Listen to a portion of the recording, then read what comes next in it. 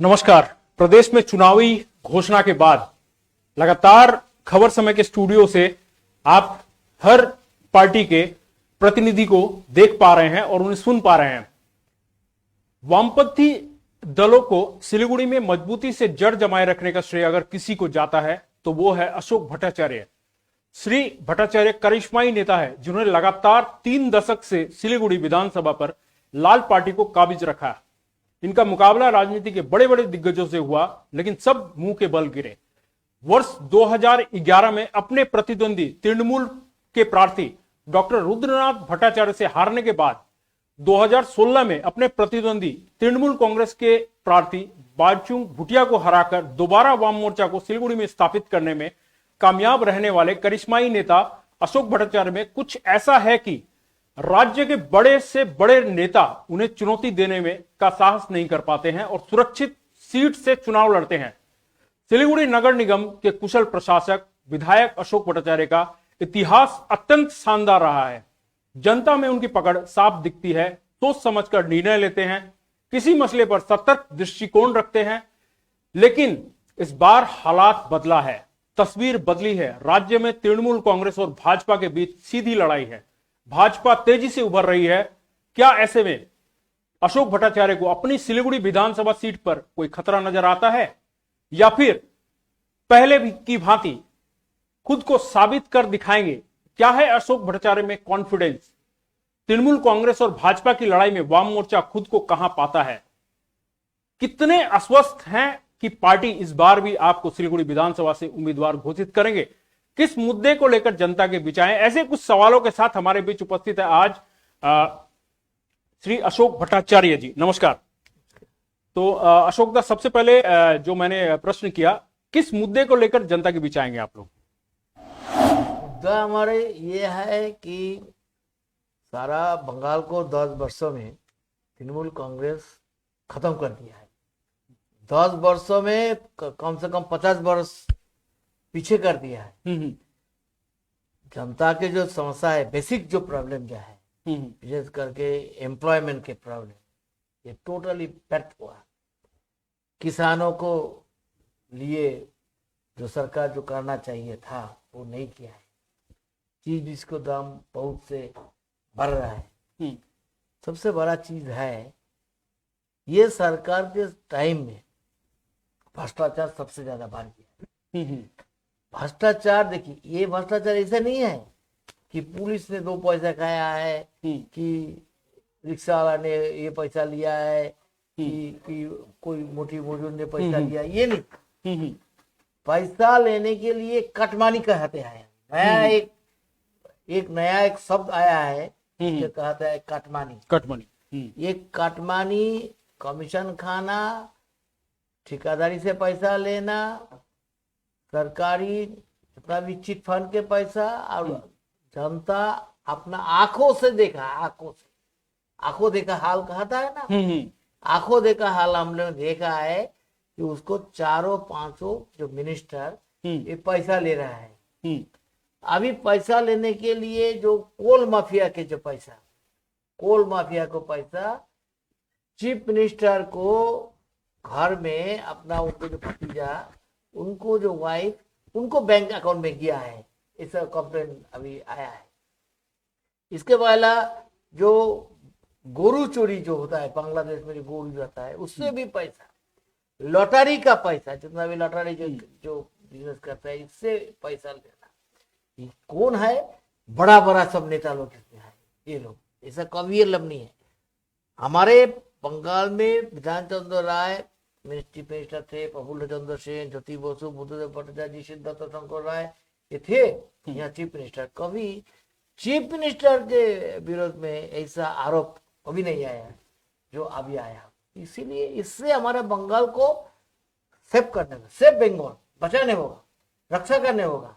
बंगाल को जो एक परंपरा है, रविंद्रनाथ को, विद्यासागर, राम मोहन, ये सब बंगाल के है। बंगाल में चुनाव के नाम में जो किया है ये लोग, इस चुनाव में विरोधियों को वोट डालने नहीं दिया है। विरोधियों को वोट में वो कंटेस्ट करने में भी बाधा दिया है। डेमोक्रेसी में वो खतरा पैदा कर दिया है। इसीलिए बीजेपी, तृणमूल कैसा है, बीजेपी बीजेपी क्या है? अरे तृणमूल को तृणमूल को जो आदमी जो है, ये जो जितना नाम बोला ना, वो सब अभी बीजेपी में भाग ले रहा है, बीजेपी में आ रहा है। बीजेपी को बोलता है कि नाम चेंज हो गया, बांग्ला में कहा था बीजेमूल हो गया। मैं तृणमूल को जितना भी, जिसके ऊपर में इतना पैसा लेने के, भ्रष्टाचारी करने के लिए, और जो चुनाव में जो टोटली रिक चुनाव जो किया था, इसमें जो नेतृत्व दिया था, वो लोग सब अभी तृणमूल में जो वो जो बीजेपी में है। वो जो मुकुल राय के नाम कहता है ना, मुकुल राय के विरोध में अभी बीजेपी के वाइस प्रेसिडेंट हो गया। मुकुल राय तो सबसे ज्यादा वो जो शारदा के पैसा जो चुनाव में जो दिया था, चुनाव के कैंडिडेट में 2016 में, 2011 में, उसको सबसे बड़ा महत्वपूर्ण भूमिका तो मुकुल राय को था। अशोक दा, आपने जो कहा उस पर एक बात है, मेरे पास एक सवाल है। अगर लोगों के बीच ममता सरकार को लेकर निराशा है, अगर प्रदेश में सत्ता विरोधी लहर है, आपके अनुसार अगर लोग एक बार फिर परिवर्तन चाहते हैं, तो विकल्प के तौर पे, माने ऑल्टरनेट तौर पे बीजेपी का नाम क्यों आगे आ रहा है? वामपंथियों की चर्चा क्यों नहीं हो रही है? बीजेपी को नाम तो बहुत प्लानफुली लेके आया। देखिए, हमारे पश्चिम बंगाल में, इंडिया में, सब जगह में ना, पार्लियामेंट का जो चुनाव होता है, उसको जो रिजल्ट होता है, और जो विधानसभा के जो चुनाव होता है, कि नगर निगम के चुनाव होते हैं, उसमें बहुत फर्क होता है। हम एक उदाहरण देना चाहता है। बंगाल में सिलीगुड़ी में देखिए, 2009 में जसवंत सिंह जीता था। जीतने के 2009 साल में जो जीता था, लेकिन सिलीगुड़ी में जसवंत सिंह के पार्टी 2011 साल में विधानसभा में जीतने, बीजेपी जीतने नहीं से। 2014 साल में पार्लियामेंट चुनाव में SS अहलुवालिया बहुत वोटों से जीता था। 2015 में नगर निगम के चुनाव में, 2016 साल में विधानसभा के चुनाव में मैं 46% वोट मिला था, और नगर निगम के चुनाव में 45% वोट मिला था। बीजेपी को वोट कम होते 10% हो गया था। इस बार भी देखेगा कि पार्लियामेंट के चुनाव में जितना वोट उसको मिला, विधानसभा में चुनाव में बीजेपी को वोट नहीं मिलेगा। ये देखिए, ये कि दिल्ली में क्या हुआ था। दिल्ली में सभी सीट में बीजेपी जीता था, लेकिन इस बार जब विधानसभा के चुनाव हुआ तो सबको सोचा था कि इस बार बीजेपी जीत जाएगा। 50 तो बीजेपी को मिनिस्टर, उसमें 35 मीटिंग किया था खुद प्राइम मिनिस्टर, लेकिन क्या अभी 10 सीट मिला है, बाकी सब मिला आप पार्टी को मिला है। हुआ कि नहीं? देखो तुम, ऐसा जो होता ना, इसमें राजस्थान में क्या हुआ है, पार्लियामेंट में जीता है लेकिन विधानसभा हार गया। मध्य प्रदेश में पार्लियामेंट में जीता है, कांग्रेस फिर विधानसभा में जीता है। जो कुछ दिन पहला ये जो नगर निगम के जो चुनाव जो हुआ है, यही रिजल्ट हुआ है। इसीलिए लोकसभा में जो रिजल्ट होता है ना, लोकसभा में बहुत कुछ कारण होता है कि उसमें उस टाइम में 2014 साल में, इसके पहला कांग्रेस पार्टी, यूपीए गवर्नमेंट को कुछ बहुत फेलियर था, उनको भी बहुत करप्शन का चार्ज भी आया था, इसीलिए जीत गया था। लेकिन इसके माने ये नहीं कि प्रत्येक चुनाव में बीजेपी जीतेगा, नहीं जीतेगा। हम मीडिया जो कर रहा है, इसे बाइनल पॉलिटिक्स, इसको बोलता है कि दोनों पार्टी के बीच में नहीं, ये नहीं होगा। ट्रायंगुलर 28 तारीख कोलकाता में जो खुला समावेश वाम फ्रंट ने किया है, कांग्रेस, वाम फ्रंट और इंडियन सेकुलर फ्रंट मिलके, ऐसा इतना बड़ा कभी कोलकाता में नहीं हुआ, इंडिया वेस्ट बंगाल में, इंडिया में नहीं हुआ। अब ब्रिगेड की बात कर रहे हैं, ब्रिगेड की बात करता है हम। मगर ब्रिगेड की अगर बात करें तो ब्रिगेड में एक फ्रिक्शन दिखा है कांग्रेस और इनका ISF के, हाँ, इनका एक फ्रिक्शन दिखा।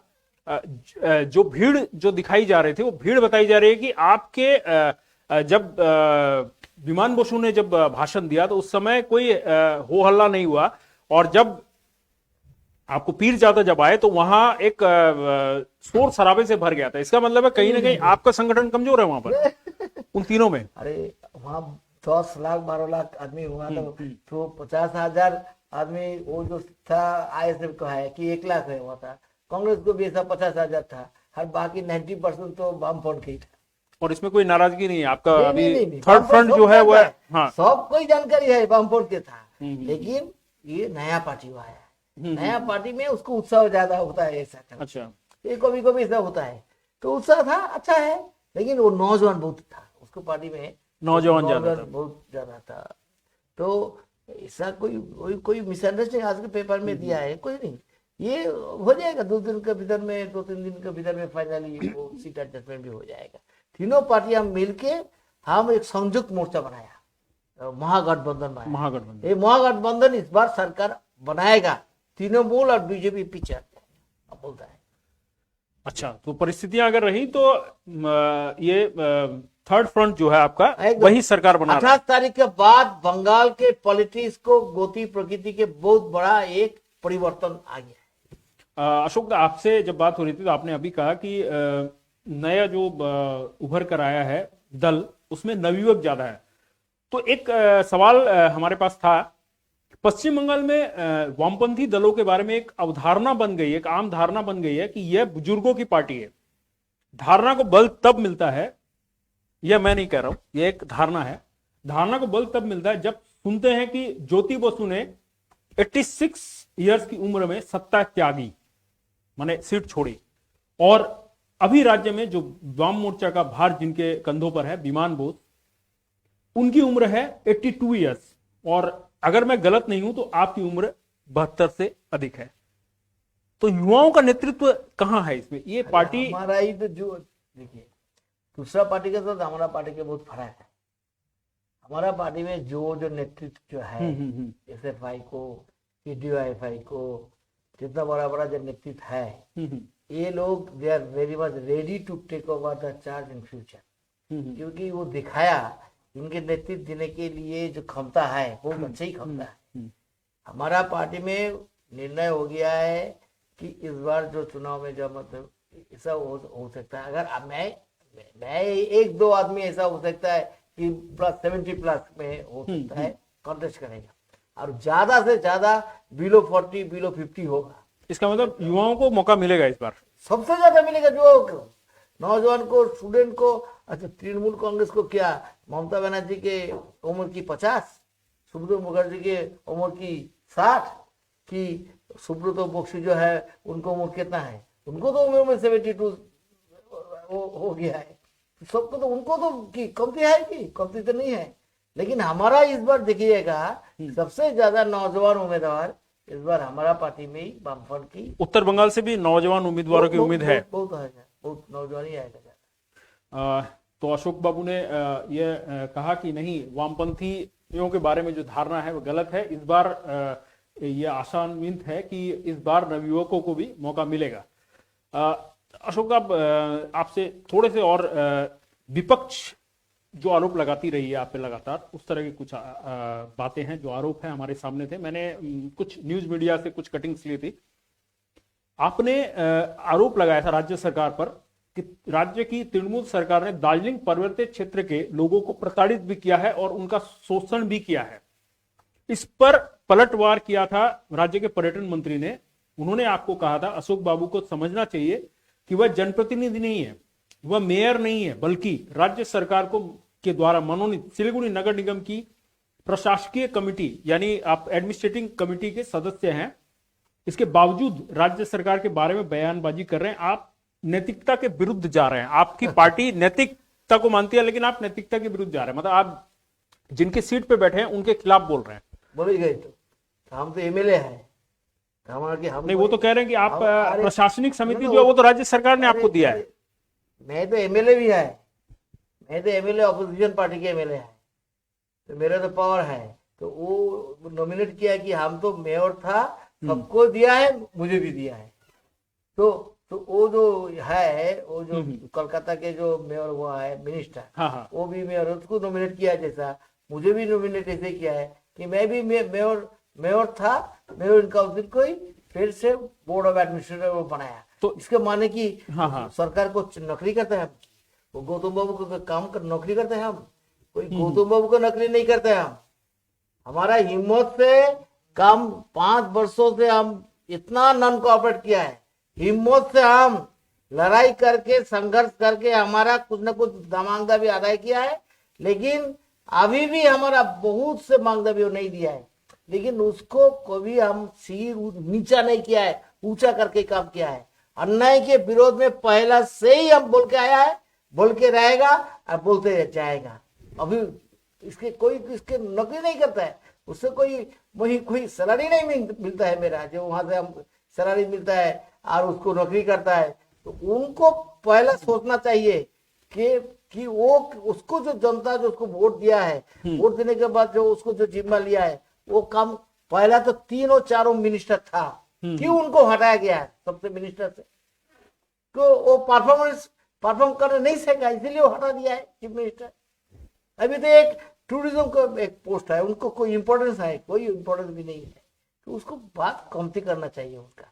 तो इसका मतलब आप जो कहना चाह रहे थे कि राज्य की तृणमूल सरकार ने दार्जिलिंग पर्वतीय क्षेत्र के बारे में जो वहां प्रताड़ित किया लोगों को, एकदम पूरा हम तो बोलता है कैसे, अगर इसको एक्सप्लेन पहला किया है विमल गुरुंग को व्यवहार करके बीजेपी पार्टी वहां बोला था कि हम लोग को वोट दो, हम तुमको गोरखालैंड बना देगा। सबको जब पता था कि गोरखालैंड बनाने नहीं देगा, लेकिन वो बोला था दो बार, एक बार जसवंत सिंह बोला, एक बार एस एस अहलूवालिया बोला है, इस बार लास्ट बोला है 20 जो हुआ है विमल गुरुंग जिताया गोरखालैंड के नाम में। इस बार क्या किया है? धोखा दिया है बीजेपी। इस बार तृणमूल आगे क्या बोला है? विमल गुरुंग को बोला है विमल गुरुंग क्या बोला है? चीफ मिनिस्टर ने बोला है कि मुझे वो गोरखालैंड दे देगा, इसीलिए हम इस बार तृणमूल को सपोर्ट करेगा। और चीफ मिनिस्टर बहुत अच्छे आदमी है, वो जो बोलती है वो मानते हैं, इसलिए मेरा पूरा कॉन्फिडेंस है कि चीफ मिनिस्टर ने गोरखालैंड दे देगा। कि चीफ मिनिस्टर बोलिए कि गोरखालैंड देगा कि नहीं देगा? तो धोखा नहीं, ये तो धोखाबाजी है। आसाम में ऐसा धोखाबाजी किया है, अभी देखिए ना आसाम में क्या होगा, बीजेपी का हालत क्या होगा इस बार चुनाव में। असम में तो कोई पार्टी बीजेपी में साथ में रहना नहीं चाहता है। इस बार तृणमूल को पार्टी को भी तोड़ रहा है, बीजेपी पार्टी को भी तोड़ जाएगा। देखिए ना, अगर आपकी सरकार आती है तो क्या आप गोरखालैंड देने के पक्ष में हैं? आप गोरखालैंड देने के पक्ष में रहेंगे? नहीं, हम तो इसके विरोध है। हम तो ओपनली बोलते हैं, पहले से बोलता है, हम नहीं चाहता है कि बंगाल को तोड़ने, हम नहीं चाहते। हम तो पहला से ही बोलता है, इसलिए हम कितना लड़ाई किया है, कितना आदमी को हमको कुर्बानी देने पड़ा है, लेकिन हम इसको विरोध है। लेकिन दार्जिलिंग को जनता को डेमोक्रेसी देना चाहिए, उनको डेवलपमेंट होना चाहिए, वहां का जाति को विकास होना चाहिए, सांस्कृतिक विकास होना चाहिए, सामाजिक विकास होना चाहिए, काम की व्यवस्था होना चाहिए। केंद्रीय और सेंट्रल गवर्नमेंट, स्टेट गवर्नमेंट किसी कुछ नहीं कर रहा है, सिर्फ धोखाबाजी देके वो चुनाव में वोट लेते हैं। इस बार भी ये चुनाव में ये बात कह के वोट लेने चाहते हैं, लेकिन इस बार हमें ऐसा लगता है कि इस बार जनता समझ गया है ये धोखाबाजी है, ये धोखाबाजी के सिर नीचा नहीं करेगा जनता, लगता है। आपने विमल गुरुंग का नाम लिया, तो विमल गुरुंग पर जो फिलहाल जो अभी ताजा एक प्रकरण हुआ है कि उनके ऊपर जितने भी आपराधिक मामले थे उनको वापस लेने की एक प्रक्रिया है, उस पर क्या कहेंगे आप? वही तो बोला कि विमल गुरुंग को जो 100 जो मामला जो हुआ था, कौन दिया था? चीफ मिनिस्टर, खुद चीफ मिनिस्टर दिया था। वो जो अमिताभ मलिक बोल के जो पुलिस जो खून हुआ था, इनके नाम में जो मामला तो वही दिया था। उसको यूपीए मामला तो वही दिया है, चीफ मिनिस्टर भी दिया। तो अभी चीफ मिनिस्टर क्यों क्या हुआ जो उसको विड्रॉ करके लिया है? अभी ये विड्रॉ करने के बाद किसी भी अपराधी बोलेगा, अगर अपराधी जो खून के अपराधी जो होगा वो बोलेगा अगर विमल गुरुंग के ऊपर में आप मामला सब विड्रॉ कर लिया है तो मेरे ऊपर में क्यों नहीं? लॉ एंड ऑर्डर रहेगा, कोई कानून का राज नहीं रहेगा। विमल सिर्फ वोट में जीतने के लिए विमल गुरुंग को कंधे में बंदूक रख के वो फटाने चाहते हैं, लेकिन इसमें विमल गुरुंग को कोई भलाई नहीं होगा और किसी भी दार्जिलिंग को भी भलाई नहीं होगा। धोखाबाजी है, ये धोखाबाजी जो दिया है, इसमें जवाब चीफ मिनिस्टर को देने होगा। दो क्या है जो इतना 100 से 110 की 117 केस था वो विड्रॉ करके लिया है। हो सकता है कभी ऐसा कोई लॉ एंड ऑर्डर रहेगा, कानून का राज नहीं रहेगा। काम नहीं करने की बात जब आती है, जिम्मेदारी छोड़ देने की बात आती है, तो अशोक भट्टाचार्य के बारे में कुछ महीनों पूर्व एक मैंने कोट पढ़ा था एक न्यूज़पेपर में। जो रंजन सरकार है उन्होंने कहा था कि जब कुछ नहीं हो पा रहा है तो जिम्मेदारी छोड़ क्यों नहीं देते आप, उन्होंने ये कहा था। और उस उसका जो संदर्भ था उसका भी बता देता हूं। उन्होंने कहा था अशोक भट्टाचार्य से अब सिलीगुड़ी संभल नहीं रहा है, वह हर मोर्चे पर विफल है। शहर के जरूरतमंदों को बरसों से प्रतीक्षा के बाद भी आवास योजना का लाभ नहीं मिल रहा है। राज्य सरकार ने करोड़ों रुपए दिए, लेकिन नगर निगम की अकर्मण्यता के चलते कुछ भी नहीं हो पाया। आप लोग विफल है, आप लोगों को पैसा मिल रहा है लेकिन आप आवासीय योजना का लाभ नहीं दे पा रहे, उनको पट्टा नहीं दे पा रहे। ये जवाब उनके देगा कि उनको दया में मैं अगर जनता को समर्थन मेरा पास नहीं होता था तो 5 बार किसे हम वोट के में जिताए, एक बार हार गया, फिर से जनता मुझे जिताया, फिर से हम नगर निगम में हम लोग जिताए, इस बार भी हम लोग जिताएगा। तो उसको दया में, जनता को आशीर्वाद में, जनता को समर्थन में, अगर जनता को हम किसी भी हम जनता को हम धोखाबाजी देता था, काम नहीं करता था, तो जनता हमको बर्दाश्त करता था? कभी बर्दाश्त हमको नहीं करता था। उनको देखिए ना, उनको ऊपर में, सबको नेता के ऊपर में कितना भ्रष्टाचार का आरोप है कि हम लोग 20 वर्ष मिनिस्टर था, हमारे चीफ मिनिस्टर ज्योति बसु प्राय 24 वर्ष चीफ मिनिस्टर थे, बुद्धदेव भट्टाचार्य 11 वर्ष चीफ मिनिस्टर थे। एक आदमी एक उंगली उठाने सकेगा कि हम लोग को भ्रष्टाचार के नाम में? और उनको तो सबको नेता में 5 वर्ष पहला उनको कितना पैसा था बैंक में, अभी कितना पैसा हुआ अब खोज भी करिए। क्या वो कोई व्यापार नहीं करता, इंडस्ट्री नहीं है, चाय बागान नहीं है, चौट कॉल नहीं है, कुछ नहीं है, लेकिन उसमें पैसा बढ़ते रहा है कुछ किया करके। ये जनता को धोखा देके, जनता को वो काटमानी खा के, सरकारी पैसा जनता को पैसा काटमानी खा के इतना हुआ है, तो वो क्या बोलेगा? हाँ, जनता जानते हैं कौन चोर है और कौन सत है, अनिष्ट है, वो जनता जानकारी है। उनको भी जनता चिंता है, हम लोग को भी जनता चिंता है, इसीलिए जनता हम लोग को चिंता है, उनको हराते हैं। तो अशोक दा, हमने आपसे काफी मुद्दों पर बातचीत की, आपका समय भी आपके पास काफी कम है। हम इतना ही जानना चाहेंगे कि 2016 के जो चुनाव परिणाम थे उसमें अशोक भट्टाचार्य ने एक कमबैक किया था, एक तगड़ा कमबैक किया था, और आपके सामने उस समय थे एक बड़े नाम स्पोर्ट्स के बाईचुंग भूटिया। आपने उनको हराकर लगभग आपको 78,000 के आसपास वोट मिले थे जहां तक मुझे पता है, और उस समय भाजपा की गीता चटर्जी आपके सामने थी, उनको 19,000 के आसपास वोट मिले थे। तो एक लंबा फासला था। लेकिन 2019 में भाजपा का अगर मत का प्रतिशत देखे तो काफी बड़ा है। आपको क्या लगता है इस बार आपका कैसा रहेगा? वो तो 2019 कितना कॉन्फिडेंट है आप? 2019 साल की 2014 साल में क्या हुआ था?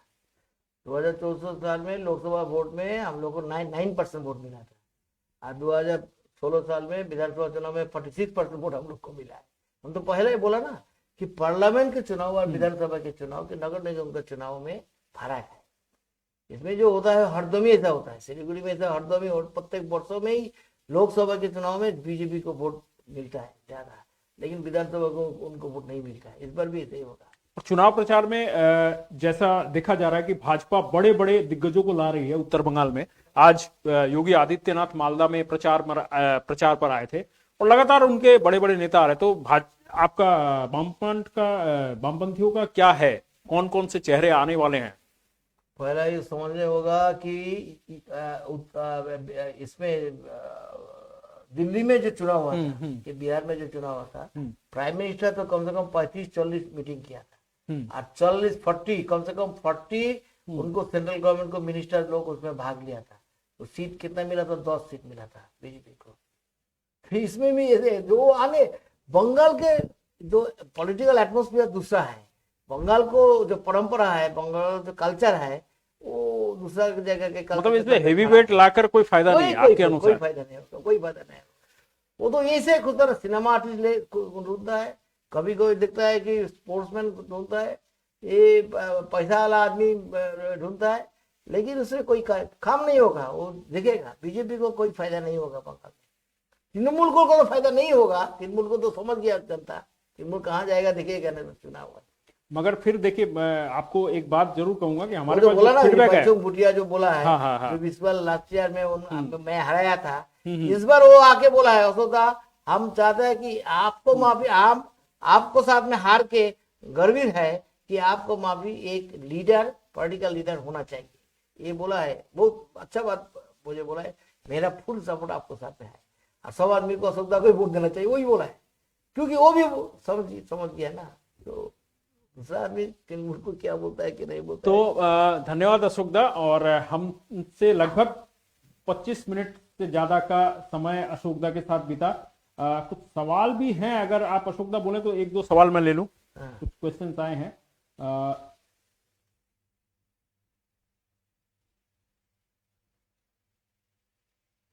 नहीं, ऐसे कुछ खास नहीं है सवाल, जो मैंने पूछे हैं लगभग वही सवाल है। तो अब हम इस कार्यक्रम को विराम लगाने के लिए, विराम का समय है और अशोक दा को भी कुछ मीटिंग्स अटेंड करने जाना है, इसलिए उन्होंने आज 7:30 के कार्यक्रम को 7 बजे हमें करना पड़ा। हम आधे घंटे पहले ही इस कार्यक्रम को शुरू कर चुके थे।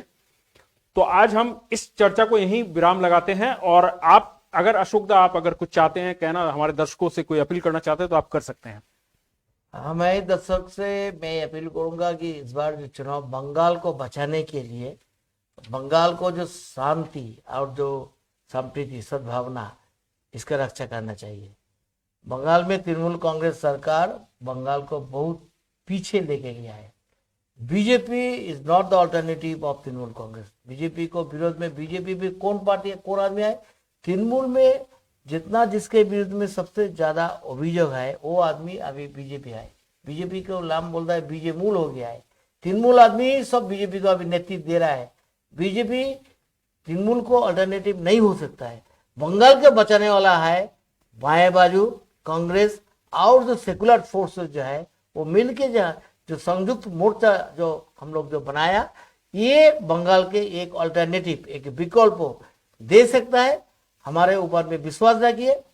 मैं आपको या विगत 5 वर्षों विधानसभा के आपको वोट में जीत के मैं यहाँ को प्रतिनिधि चुना था। विधानसभा कॉर्पोरेशन में मैं चला रहा है। इसके पहला भी मैं मिनिस्टर था। सिलीगुड़ी के जनता के सुख दुख में मैं था, मैं है, मैं रहेगा। मैं वेरी इजीली, मैं एक्सेसिबल है, अवेलेबल है एंड अप्रोचेबल है। किसी भी आदमी मेरे पास आ सकता है, बात कर सकता है, 2 गाली भी दे सकता है। मेरा किसी भी, इतना दिन में मिनिस्टर भी थे, मेरा कोई परिवर्तन नहीं, ऐसा कोई मेरा जीवन धारा में, मेरा जनता के साथ में संपर्क से किसी भी जैसा दूसरा पार्टी के जैसा बोलता है ऐसा मैं नहीं है। मैं फिर से आप लोगों को समर्थन में चाहूंगा, मैं आपको साथ दूंगा। आप भी आपको आशीर्वाद, आपको समर्थन में चाहते हैं। धन्यवाद। तो दर्शकों, आपने देखा अशोक भट्टाचार्य हमारे साथ लगातार आधे घंटे से बने हुए थे। और अब इस कार्यक्रम को विराम देते हुए मैं यही कहूंगा कि खबर समय इस चुनावी समर में आपको लगातार जनप्रतिनिधियों से मिलाने की कोशिश करता रहेगा। हर पार्टी के जो लोग हैं, प्रतिनिधि है, उन्हें हम लाकर आपके सामने उनकी बातों को रखेंगे। आपके सवालों को, आपके तीखे हों या मीठे हों, सवालों को उनके सामने रखेंगे। आप भी इन कार्यक्रमों में लाइव रहेंगे और लाइव रहने के दौरान आप सवाल कर सकते हैं। आपके भी अगर सवाल, उचित सवाल आएंगे तो हम उन्हें उन प्रतिनिधियों से पूछेंगे। तो आप ऐसे ही खबर समय के साथ अपना प्रेम बनाए रखिए और लगातार जारी रहेगा पॉलिटिकल टॉक। आप कल भी देखेंगे, परसों भी देखेंगे, हर दिन हमारे साथ कोई ना कोई प्रतिनिधि रहेगा। तो कल कौन होगा इसको जानने के लिए आपको बने रहना पड़ेगा खबर समय पर। तो यूं ही देखते रहिए हर समय खबर समय। नमस्कार।